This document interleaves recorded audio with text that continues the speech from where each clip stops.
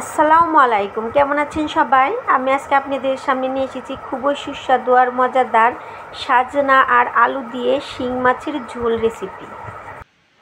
এই সাজনা তরকারি রান্না করার জন্য এখানে আমি নিয়েছি এক আটি সাজনা আর কয়েকটি আলু। এখানে আমি বাজার থেকে এই সাজনাগুলো কিনে এনেছি।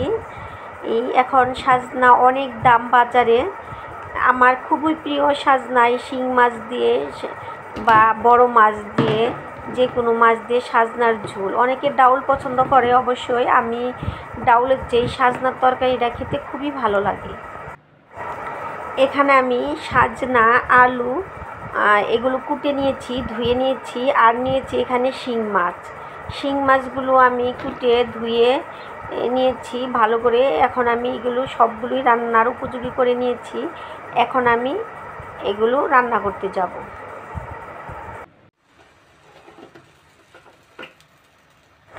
এখানে আমি পাতিলটি বসিয়ে দিয়েছি, আর পাতিলটা ভালো করে গরম করে এর মধ্যে দিয়ে দিলাম পরিমাণ মতন সয়াবিন তেল। আর আমি এখানে পেঁয়াজ কুচি আর কয়েকটি কাঁচামরিচ কেটে রেখেছিলাম, এগুলো আমি গরম তেলের মধ্যে দিয়ে দিলাম। এখন আমি একটু নেড়ে চেড়ে নিব, আর এগুলো যখন বাদামি কালার হয়ে আসবে তখন আমি মশলা দিব।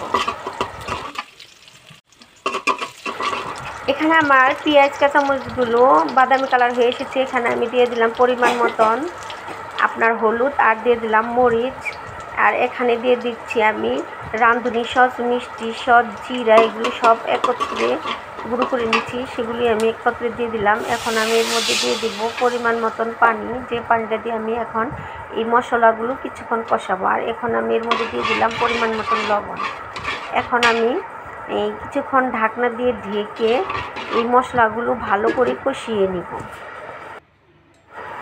বেশ কয়েক মিনিট জাল করার পর আমার মশলাগুলো কষানো হয়ে গেছে। এখন আমি এর মধ্যে দিয়ে দিব যে শিং মাছগুলো যে কুটে ধুয়ে রেখেছিলাম, সেগুলো এখানে আমি মশলার সাথে কিছুক্ষণ কষিয়ে নিব। এই শিং মাছ আর মশলার সাথে কিছুক্ষণ কষানোর জন্য এখন আমি ঢাকনা দিয়ে কিছুক্ষণ আবারও ঢেকে দিব। বেশ কিছুক্ষণ জাল করার পর আমার এই শিং মাছগুলো মশলার সাথে বেশ ভালো করে কষানো হয়ে গেছে।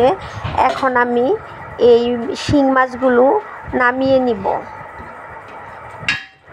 এই শিং মাছগুলো নামিয়ে নিব, কারণ এখন আমি যে এই তরকারিগুলো দিব সেগুলো দিলেই মাছগুলো ভেঙে যাবে, আর এই মাছগুলো আমি ভেজে নেইনি, সেজন্য আমি এই মাছগুলো কষিয়ে উঠিয়ে রাখলাম। এখন আমি এর মধ্যে দিয়ে দিব আমার এই আলু, কারণ এই আলুগুলো একটু আমি ভালো করে কষিয়ে নেব। আর মাছগুলো যদি রাখতাম তাহলে আপনার মাছগুলো ভেঙে যেত, সেজন্য এখন আমি আলুগুলো বেশ কিছুক্ষণ কষিয়ে নিব এই মশলার সাথে। এই আলুগুলো আমি কিছুক্ষণ কষানোর জন্য এখন আবারও ঢাকনা দিয়ে কিছুক্ষণ ঢেকে দিব। বেশ কিছুক্ষণ কষানোর পরে আলুগুলো আমার কষানো হয়ে গেছে। এখন এর মধ্যে আমি সাজনাগুলো দিয়ে দিব। এখন আমি কিছুক্ষণ সাজনাগুলো মশলার সাথে কষিয়ে নেব। আলুগুলো আমি আগে দিয়েছি, কারণ আলুটা একটু প্রকৃতির শক্ত, সেজন্য একটু বেশি কষানোর প্রয়োজন হবে। এই সাজনাগুলো আমি এখন কিছুক্ষণ কষানোর জন্য আবার ঢেকে দেব। বেশ কিছুক্ষণ কষানোর পর আমার সাজনাগুলো আর আলুগুলো ভালো করে কষানো হয়ে গেছে। এখন আমি এর মধ্যে দিয়ে দিব পরিমাণ মতন ঝোল বা পানি। এখানে আমি আরেকটু ঝোল দিব, কারণ এই যতটুকু পানি দিয়েছি এটুকু আমার ঝোল রাখবো। এখন আমি আরেকটু ঝোল দিয়ে দিলাম।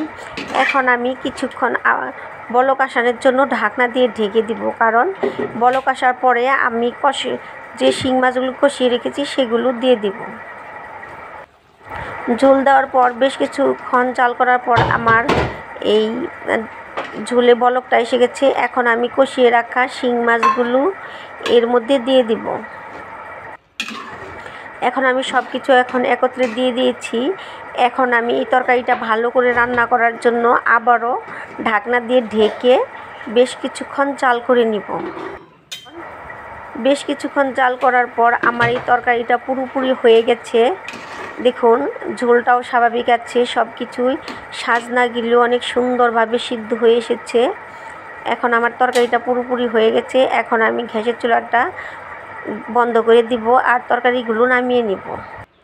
এভাবে এই সাজনা তরকারিটা রান্না করে খেলে খুবই ভালো লাগে। আমার এই রেসিপিগুলো যদি ভালো লাগে আপনাদের, তবে অবশ্যই আমার এই চ্যানেলটি সাবস্ক্রাইব করে রাখবেন। একটি লাইক আর একটি কমেন্ট করে পাশে থাকবেন। সকলের সুস্থতা ও মঙ্গল কামনা করে আমি আজকের মতো বিদায় নিচ্ছি। সুস্থ থাকুন, ভালো থাকুন। আল্লাহ হাফিজ।